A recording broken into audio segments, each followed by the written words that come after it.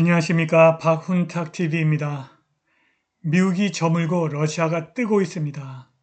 미국은 전시 식량 배급을 염려하고 퇴역 장성 80%가 무기업체에 재취업하고 있는데 러시아는 적어도 핵 추진 순항 미사일 테스트에 완전히 성공했습니다.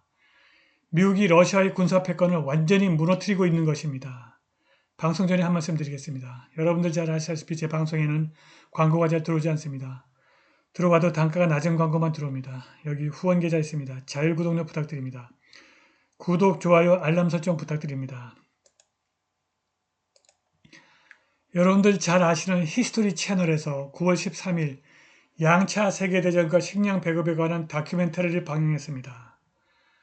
히스토리 채널은 제3차 세계대전이 제1차 그리고 제2차 세계대전처럼 장기전으로 갈 것을 예측하는 것 같습니다.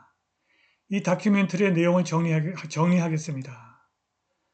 제1차 세계대전 또한 농장이 전쟁터로 바뀌고 교통망이 중단되어 미국이 전쟁에 참전한 직후 1917년 8월 10일에 전시 식량 공급 보존 및 유통 운송을 관리하기 위해서 미국 식량청이 설립되었습니다. 당시 우드로 윌슨 대통령은 미래의 대통령 허버트 후보를 미국 식품청의 수장으로 임명했고 미군과 동맹국에게 힘과 활력을 유지하는 데 필요한 생계를 제공하기 위해서 시민들에게 고기, 밀, 지방 및 설탕의 개인적인 소비를 줄이도록 촉구하는 포스터가 지역사회 전체에 게시되었습니다. 제2차 세계대전에서도 자발적인 식량 보정 노력이 시도되었지만 실패했고 식품에 대한 의무적인 제한으로 바뀌었습니다. 제1차 세계대전과 마찬가지로 전쟁으로 피해를 입은 군인과 다른 사람들을 돕기 위해서 너무 많은 식량이 유럽으로 운송되어 미국인들에게 남은 음식이 충분하지 않았습니다.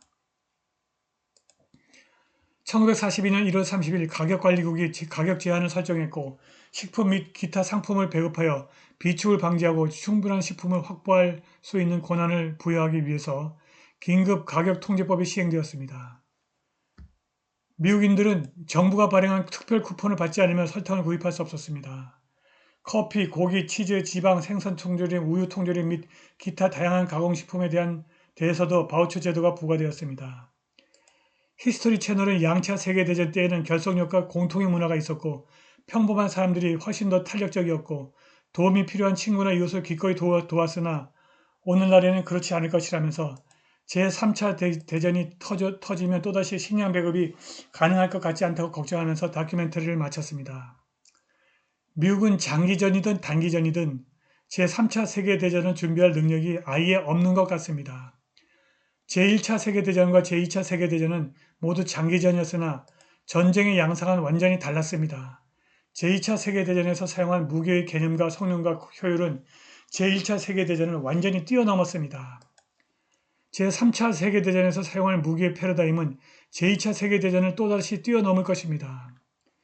그런데 미국은 새로운 패러다임의 무기를 전혀 만들지 못하고 있습니다. 러시아와 중국이 만든 마하 5 이상의 극초음속 미사일을 미국은 아직도 개발하지 못하고 있습니다. 미국의 국방 예산이 1조 달러에 이르는데도 불구하고 제2차 세계대전의 무기 패러다임에서 한 차원 상승하지 못하는 가장 큰 이유는 펜타곤과 무기 산업체를 연결하는 회전문 리볼빙 도어에 있습니다. 미국의 퇴역 장성 80%가 이 회전문을 통해서 무기 산업에 재취업하고 있습니다. 국방부가 군 복무에서 퇴역한 고위 장교들을 무기 산업으로 이동시키는 것은 이해상충의 출현과 현실에 대해서 심각한 우려를 제기하는 오랜 관행입니다. 인맥이 좋은 전직 군 장교를 고용하면 무기 제조업체가 국방부 예산의 규모와 형태를 결정하는 과정에 막대하고 부당한 영향력을 미칠 수 있습니다. 회계감사원의 2021년 보고에 따르면 1,700명의 고위 공무원이 5년 동안 무기 산업에서 직책을 맡았습니다. Quincy Institute for Responsible Statecraft의 새로운 보고서에 따르면 지난 5년 동안 퇴역 사성 장군 및 제독의 80% 이상 32명 중 26명이 무기 제조업체의 이사, 고문, 로비스트 또는 컨설턴트로 일했습니다. 이들이 국방부 지출 우선순위를 왜곡하고 무기 제조업체의 고용주를 대신해서 더 높은 군사 예산을 촉진합니다. 군대와 국방부에 있는 동안 기능 장애가 있는 무기를 옹호한 후 해당 무기를 생산하는 제조업체에 취업한 고위군 관리 사례가 많습니다. 전직 군 장교들은 국방부가 더 이상 원하지 않거나 필요하지 않은 무기, 예를 들어서 비싸고 성능이 낮으며 전략적으로 불필요한 연안 전투함을 폐기하는 것을 방지하는 데 중심적인 역할을 담당해 왔습니다. 퇴역 군인이 무기 산업에 합류한 후 무엇을 하는지에 대한 정보가 제한되어 있기 때문에 이러한 종류의 활동이 널리 퍼져 있는지 추적하기가 어렵습니다. 미국이 제2차 세계대전의 무기 패러다임에서 벗어나지 못하고 차세대 무기 개발에서 러시아와 중국에 뒤처지는 이유가 바로 여기에 있습니다. 매년 푸틴은 소치에서 개최되는 발다이 토론 클럽에서 다양한 외교정책 문제를 즉석에서 발표하는데 대부분 질의응답 형식으로 진행됩니다. 푸틴이 올해 발다이 토론에서 건전한 정신과 명확한 기억을 가진 사람이라면 누구도 러시아를 상대로 핵무기를 사용할 생각을 하지 않을 것이라고 생각한다고 말했습니다. 그는 이 자리에서 브레베스트니크 순항 미사일과 사르마트 대륙간 탄도미사일의 완성을 홍보하면서 눈썹을 치켜 세웠습니다. 브레베스트니크는 핵 추진 순항 미사일로 확인되었습니다. 그가 우리는 브레베스트니크 핵 추진 전 지구적 순항 미사일의 마지막 실험을 성공적으로 수행했다고 말했습니다. 이 무기는 2018년 이후 푸틴이 공개적으로 언급한 적이 없었는데 갑자기 성공적으로 테스트됐다고 밝힌 것입니다. 이것은 무엇이며 왜 중요한가? 폭풍 제비로 번역되는 브레베스트니크는 핵탄두를 운반할 수 있을 뿐만이 아니라 핵 추진 능력도 갖춘 지상 발사 적어도 순항 미사일입니다. 핵 추진력 때문에 브레베스트니크 미사일은 제한된 연료를 운반하는 기존의 터보제트나 터보팬 엔진보다 사거리가 훨씬 더 깁니다.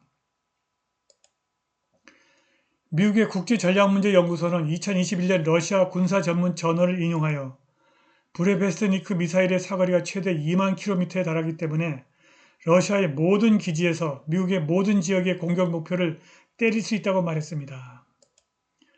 브레베스트니크는 순항 고도가 다른 순항 미사일보다 훨씬 낮은 50에서 100m에 불과하기 때문에 방공 레이더로 포착이 사실상 불가능합니다. 미 공군 국립항공우주정보센터의 2020년 보고서에 따르면 러시아가 브레베스트니크를 성공적으로 운행한다면 모스크바는 대륙간 비행 능력을 갖춘 독특한 무기를 갖게 될 것이라고 말합니다. 미사일의 핵 추진 장치 개발은 수많은 테스트 실패를 거친 엄청난 기술적 도전이었습니다. 2019년 백해에서 실험 중 폭발과 방사선 방출로 최소 5명의 러시아 핵 전문가가 사망했습니다. 누클리어 3 이니셔티브는 브레베스트니크의 핵 추진 순항 미사일이 필요할 경우 며칠 동안 공중에 머무를 수 있고 핵탄두를 탑재하고 낮은 고도에서 지구를 선회하면서 미사일 방어를 피하고 지형을 피하며 예측하기 어려운 위치에 탄두를 투하할 수 있다고 말했습니다. 러시아는 차세대 무기 개발에 완전 성공했으나 미국은 퇴역한 장성들이 무기 생산업체에 취업하여 혁신을 차단하고 국방 예산을 뜯어먹고 있어서 러시아를 따라잡지 못하고 있습니다. 우리는 미국의 몰락과 러시아의 등장을 목격하고 있습니다. 오늘 방송은 여기까지입니다. 감사합니다.